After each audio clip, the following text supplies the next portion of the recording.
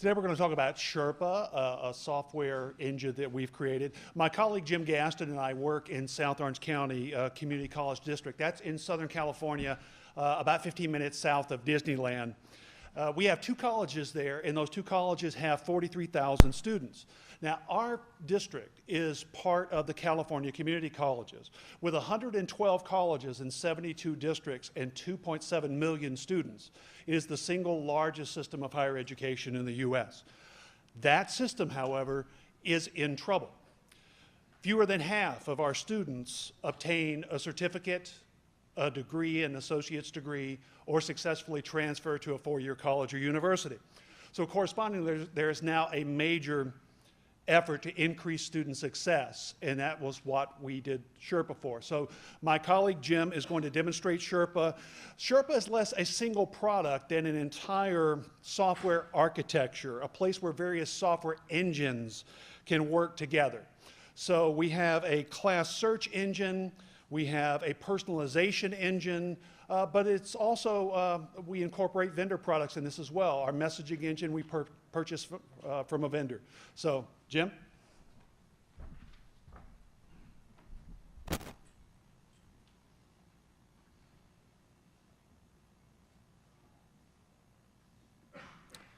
Thanks, Bob. Now, I am a very firm believer in doing live demos, except for right now, because I was warned that the wireless was not all that stable, especially when all of you fire up your mobile devices. So I was, fortunately, as anyone who does a lot of demos, I always have some backup videos ready to go. So that's what I'm going to do here this morning.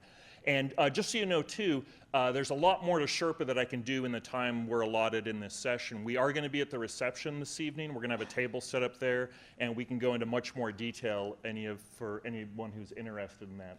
So I'm going to show you three aspects that Bob mentioned here briefly. The first is the search engine. We actually built our own student system. We do some odd things at South Orange. When we built this registration system a few years ago, it really troubled us because right on this screen is where a student would go in and enter what we call a ticket number. Just about everyone else calls it a section ID.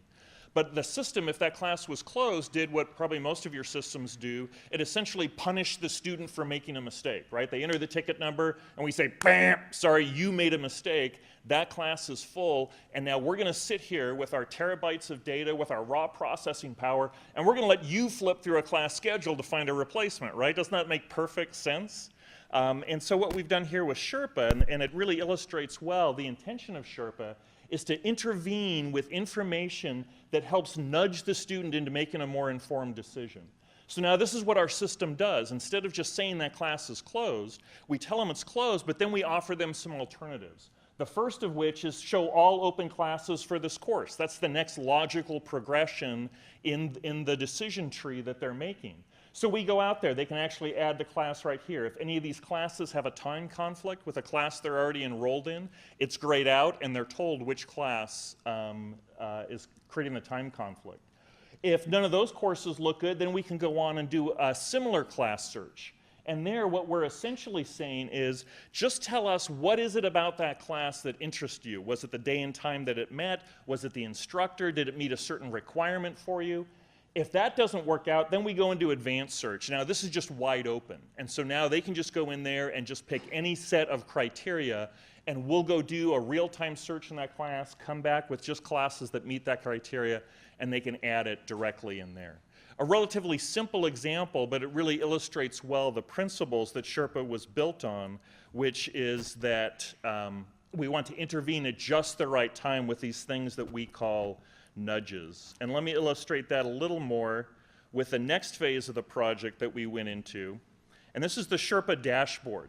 The two main concepts you need to understand to really understand Sherpa is profiles and nudges. In this video, I'm going to go into profiles first. I'm actually going to go in here and create a new profile. A profile is really a collection of attributes or characteristics that describe a cohort of student that we want to do some kind of intervention. Could be a positive one, could be a pat on the back, good job, you did something you were supposed to do. It could be that they're at risk and we want to have some kind of an intervention, what we call a nudge. And we chose that term very deliberately. Some of you may recognize that from a very popular book a couple of years ago. But the intent is that we just want to nudge them into making a more informed decision. If we can detect from the data that they're making some decisions, that they're on a path that is going to be more likely to lead to failure rather than success, we really feel it's almost a moral issue to alert them that that's the case. So that we're looking at a lot of data, and that's one of the things we're very interested in this conference, is we've built an engine, we've built an architecture now. It's currently under development, we're almost done with it, but we're really looking for some data to plug it into so that we know those intervention places, those places where we can come in and nudge a student into making a really good decision. So in this case, I'm going to go out there and I'm going to find an athlete who has a GPA that's bordering on the fact that they're going to lose their eligibility. So I look in our system and I find anyone who has an athlete flag set to yes, a cumulative GPA is less than or equal to 2.0, and now if I were to save this profile, it would go out into our system and let me know the exact number of students who met that profile at this time. In this case, I'm going to also add the enrollment status. We know that that enrollment status field is a term-based piece of data rather than a global piece of data, so Sherpa automatically asks, which term do you want to look at? We allow relative terms, current, next, and prior, so you can set this up once and it automatically stays current, or you can set it to a specific term, and then you can track a cohort across. If you're doing some sort of longitudinal study, for example, you can do that as well. It's also important for you to understand that we built this using SOA, Services-Oriented Architecture. So our intent isn't that Sherpa will just be something that our two colleges in our district get to use, but eventually it might be something that other institutions can use. It's not hard-coded to our system. It's something that we believe could actually be ported over to PeopleSoft, Banner, and DataTel, or any other student system.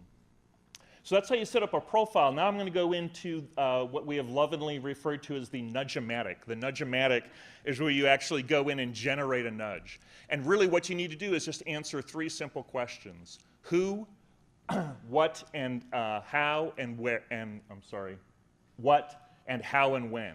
So who are you going to send the nudge to? How and when is it going to be delivered? And what is it that you're going to send to them? So the way you figure out the who is 2 different ways. One is through profiles. So here's some profiles that have already been set up through the other screen. I can just go in here and select one. There's the one I selected. One of our colleges is Irvine Valley College. So at IVC, there are 124 athletes that are at risk right now. And we can intervene and nudge them into making a more informed decision. We can also set it up so that it's sent out through a channel, and I'll show you that in just a minute, where with the channels, the students can subscribe or unsubscribe to various channels. The how and when, we have a number of ways you can do this. It goes out through the standard news feed in our portal. We can send a text message. We can send text-to-speech, where we'll call their phone number and read the message to them in this really creepy robotic voice that we'll probably never ever use. But as Bob mentioned, we actually purchased a messaging engine. We subscribed to Blackboard Connect, and they exposed an API for us that allows us to use their engine, so that came with it. Email, and then the to-do list. Each student now has a to-do list in our portal, and we can actually push things out there for them to do that are going to help them succeed. For the timing, we can specify an absolute date and time, or we can specify a relative, and relative where it starts to get really personal. So in this case, for instance, I can say 3 days before the student's individual registration appointment date, I want to intervene for them, and we have a wide range of dates. Some of these dates are global, that apply to all students. In some cases, they apply just to a specific individual. So again, what we want is we want these nudges to be relevant, and we want them to be timely. We want them to show up when it makes the most sense for the student.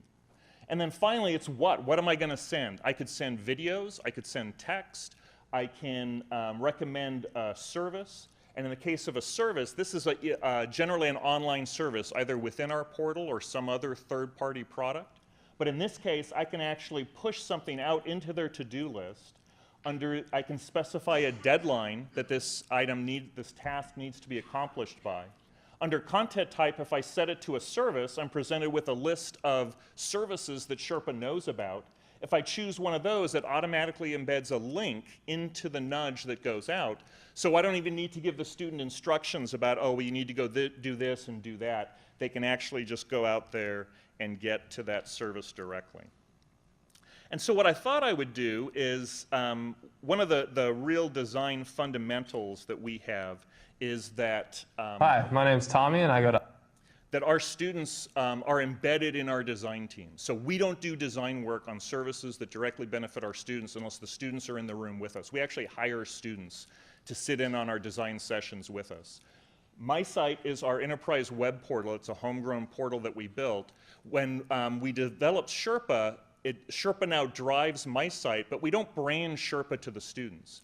And so what we're doing here is a couple of students from our design team created this video that describes for other students how to use the new features of the portal, all of which are driven by Sherpa. They're not going to mention Sherpa, but everything that you see is going to be driven by Sherpa. So I'm going to go ahead and let them do the rest of this demo.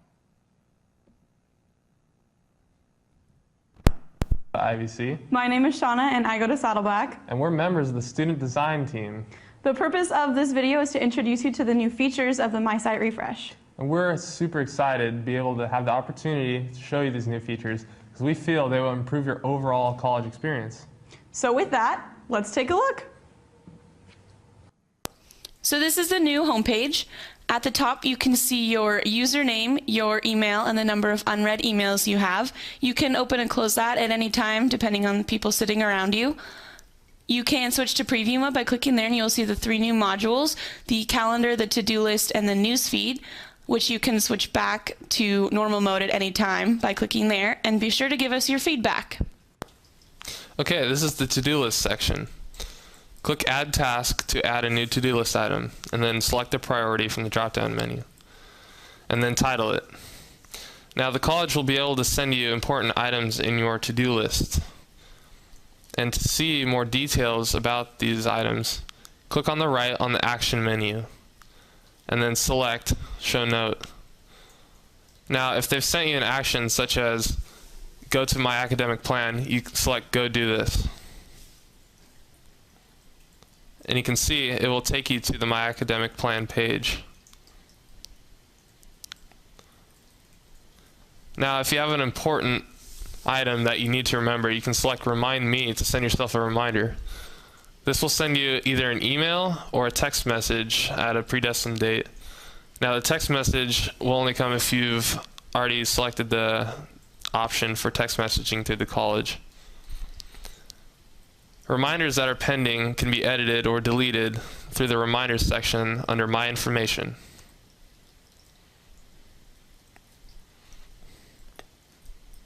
And finally, if you could leave us feedback by clicking 1 through 5 of the stars and maybe leaving a note. The calendar tool comes preloaded with all of your current classes. If you click the chevron, you can open up class details, which has important information and dates about the class.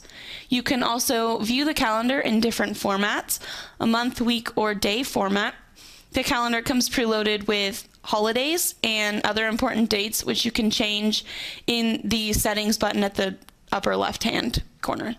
You can show it as a list, which sorts from the next meeting time, or you can export the file into almost any calendar tool, such as Outlook or Google or iCal. For the news feed section, everything revolves around channels and events. Now, you can subscribe to channels in the settings, and you can subscribe to both Saddleback and IVC channels.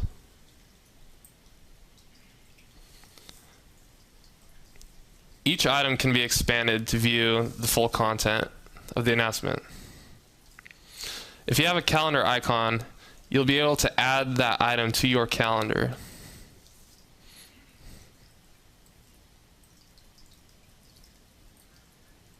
Well, thanks for watching. And please use the feedback link in My Site because we like to know if we're doing a good job or not. Every comment counts.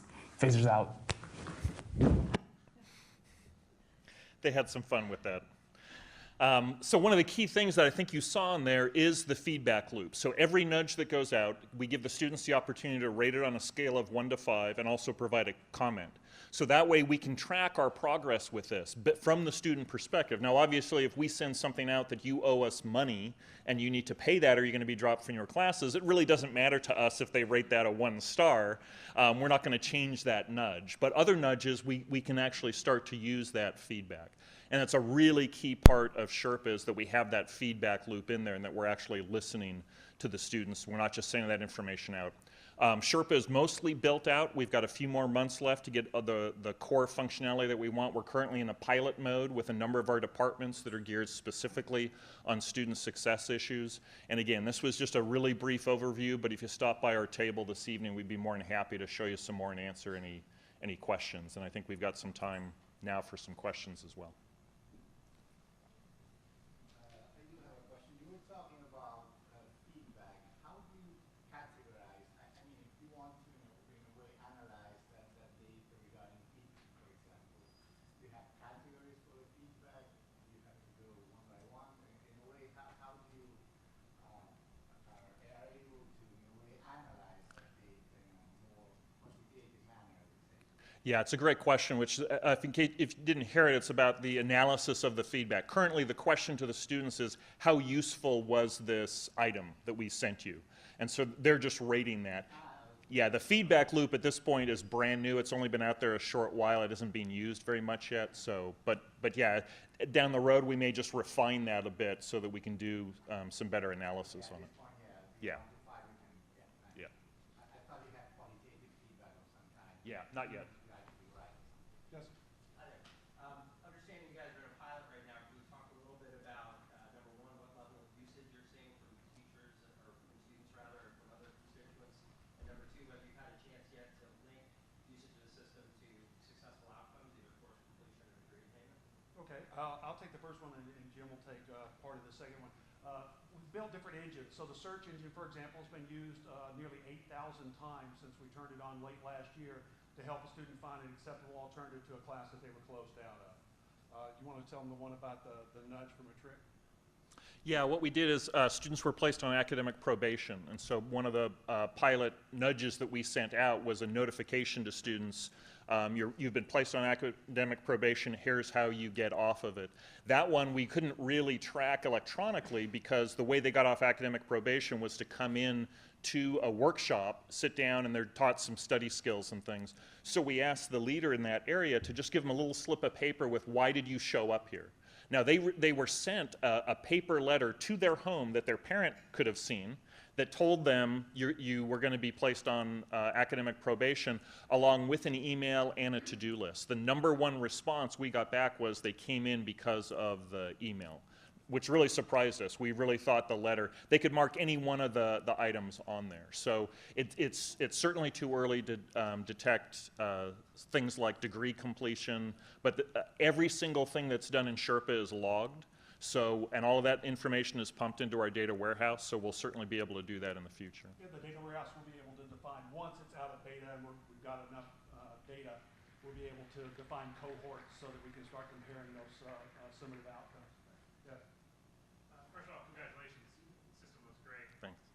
So I noticed you have the nudges, then you have a trigger, which triggers a nudge. Are any of the triggers automated, like the athlete with the GPA less than 2? Like, have you said, hey, maybe it's 2.4, maybe it's 1.7?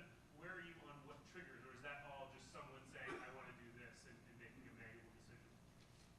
Well, the triggers can be either dates, like I showed you in there, but the profiles are all dynamic. So when you save a profile, it doesn't capture it at that moment. So they can also be state dependent. So for instance, if grades come in and now my cumulative GPA has dropped below that trigger threshold, then I'll get the nudge right at that time.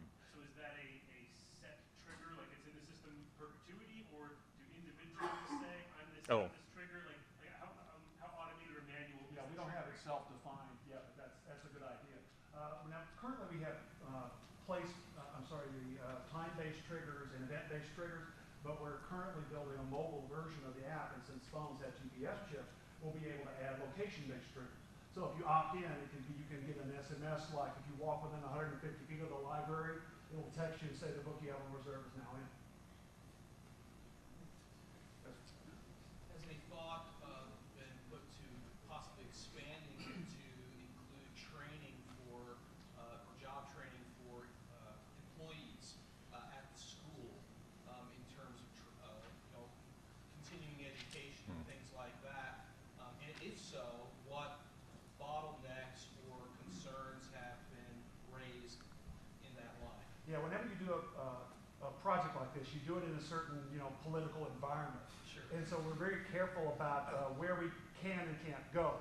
Now, I'm a vice chancellor, but I'm over student services. And for me, the academic side is kind of like the third rail I dare not step upon. So what we do is implement this in student services, but do it in a way where theoretically this system is not limited to student services. It could be used academically. So you saw that we also have, while we're focusing on students for our rollout, there's the capability of adding faculty and even staff rules, but that's one I'm going to take a while to get around to. Understood. Very good. I'm afraid we're out of time now, so I encourage you to see the demonstration tonight. That's